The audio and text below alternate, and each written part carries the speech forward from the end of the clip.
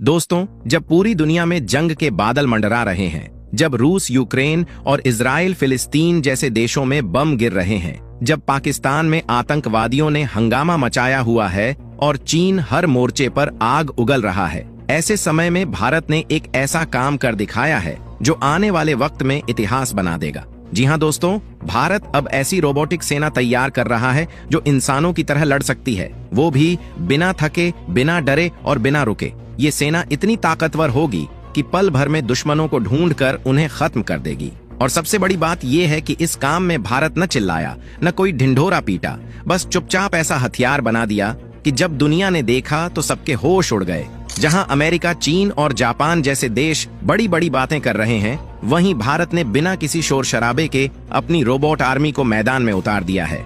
और जैसे ही इस सेना की पहली झलक सामने आई, पाकिस्तान के हाथ पैर फूल गए, चीन घबरा गया और अमेरिका को यकीन ही नहीं हुआ कि भारत इतनी तेजी से आगे बढ़ गया है। अब सवाल ये है कि भारत ने क्या बनाया है। तो चलिए अब आपको बताते हैं इस शानदार रोबोटिक सेना के बारे में। सबसे पहला नाम है दक्ष। ये कोई आम मशीन नहीं है, यह एक ऐसा रोबोट है जो बम ढूंढता है, उसे निष्क्रिय करता है और उस जगह को पूरी तरह से सुरक्षित बना देता है। पहले जहां हमारे जवानों की जान खतरे में पड़ती थी, वहां अब दक्ष जाएगा। ये रोबोट अपने खास कैमरे और स्कैनर से जमीन के नीचे छिपे बम को पकड़ लेता है, फिर अपने मजबूत हाथों से बम को बाहर निकालता है और उसका तार काटकर उसे पूरी तरह खत्म कर देता है। दक्ष में 6 मजबूत पहिए होते हैं, जिससे ये कहीं भी चल सकता है, चाहे रास्ता ऊबड़ खाबड़ हो, रेगिस्तान हो, बर्फीली जगह हो या फिर सीढ़ियां, ये हर जगह आसानी से पहुंच सकता है। इसमें एक्सरे कैमरे लगे होते हैं जो ऑपरेटर को लाइव वीडियो भेजते हैं, ताकि सेना को पहले से ही पता चल जाए